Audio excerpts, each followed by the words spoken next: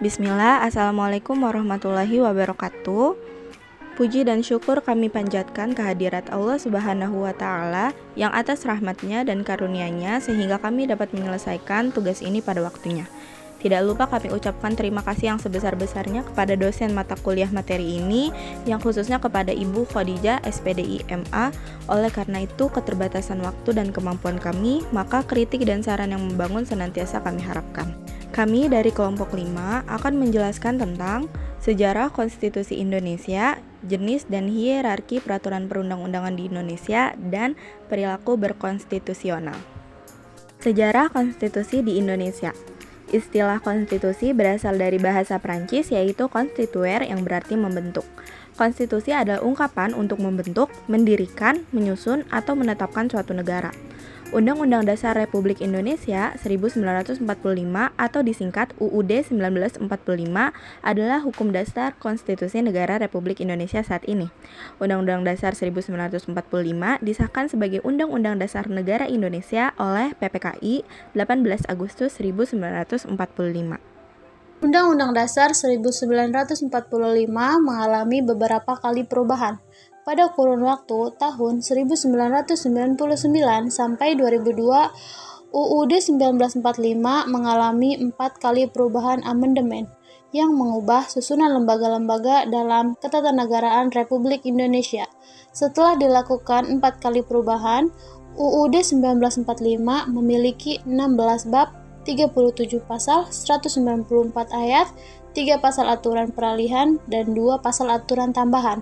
Pada sidang tahunan MPR tahun 2002 diterbitkan Undang-Undang Dasar Negara Republik Indonesia 1945 dalam satu naskah, sebagai naskah perbantuan dan kompilasi tanpa ada opini. Jenis dan hierarki perundang-undangan di Indonesia. Pengertian hierarki. Hierarki peraturan perundang-undangan adalah penjenjangan setiap jenis peraturan perundang-undangan yang didasarkan pada asas bahwa peraturan perundang-undangan yang lebih rendah tidak boleh bertentangan dengan peraturan perundang-undangan yang lebih tinggi. Dalam bentuk tata urutan peraturan perundang-undangan Republik Indonesia, lampiran bagian 2 dimuat secara hierarkis jenis peraturan perundang-undangan sebagai berikut. Yang pertama, Undang-Undang Dasar 1945. Dan yang kedua, Ketetapan Majelis Permusyawaratan Rakyat. Yang ketiga, Undang-Undang atau Peraturan Pemerintah Pengganti Undang-Undang Perpu atau singkatannya Perpu. Dan yang keempat, Peraturan Pemerintah. Yang kelima, Peraturan Presiden. Dan yang keenam, Peraturan Daerah Provinsi.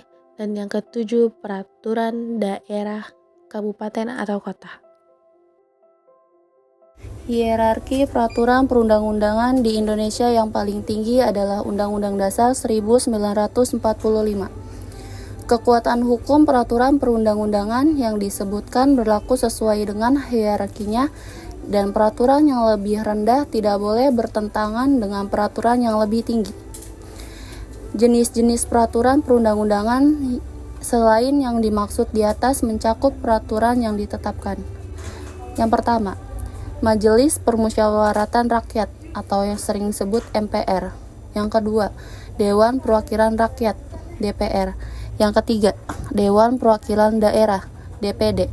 Yang keempat, Mahkamah Agung. Yang kelima, Mahkamah Konstitusi. Yang keenam, Badan Pemeriksa Keuangan. Yang ketujuh, Bank Indonesia. Yang kedelapan, Komisi Yudisial. Yang kesembilan, Menteri. Yang kesepuluh, badan, lembaga, atau komisi yang setingkat yang dibentuk dengan undang-undang atau pemerintah atau perintah undang-undang. Yang ke-11, Dewan Perwakilan Rakyat DPRD Provinsi dan DPRD Kabupaten atau Kota. Yang ke-12, Gubernur, Bupati atau Wali Kota. Yang ke-13, Kepala Desa atau yang setingkat. Perilaku berkonstitusional. Perilaku konstitusional adalah perilaku-perilaku yang senantiasa berdasar dan hanya berpijak pada aturan-aturan penyelenggaraan bernegara yang tertuang dalam Undang-Undang Dasar 1945. Perilaku konstitusional juga dapat diartikan sebagai perilaku yang sesuai dengan konstitusi negara. Perilaku yang sesuai dengan konstitusional negara. 1. Mengakui dan menghargai hak-hak asasi orang lain. 2. Mematuhi dan mentaati peraturan yang berlaku, baik peraturan lalu lintas, sekolah, dan lain sebagainya. 3. Bukan hakim utama sendiri. 4. Menjaga keseimbangan antara hak dan kewajiban. 5. Adanya keterbukaan dan etika dalam menghadapi suatu permasalahan. 6. Mengembangkan sikap sadar dan rasional. 7. Mengakui dan menghargai hak-hak asasi orang lain. 8. Pelaksanaan pemilihan umum secara transparan, jujur, adil, dan bebas serta mengikuti peraturan yang berlaku. 9. Pengambilan keputusan dengan musyawarah atau pemungutan suara, tidak dengan manipolitik, suap, kolusi, dan intimidasi. 9. Eksekusi, intimidasi, atau aksi-aksi secara damai bukan dengan kekerasan, infiltrasi, atau revolusi. 10. Membayar pajak tepat waktu. 11. Ikut melaksanakan pembelaan negara dengan kemampuan hak dan kewajiban. 12. Memberikan kritik atau saran kepada pemerintah melalui wakil rakyat.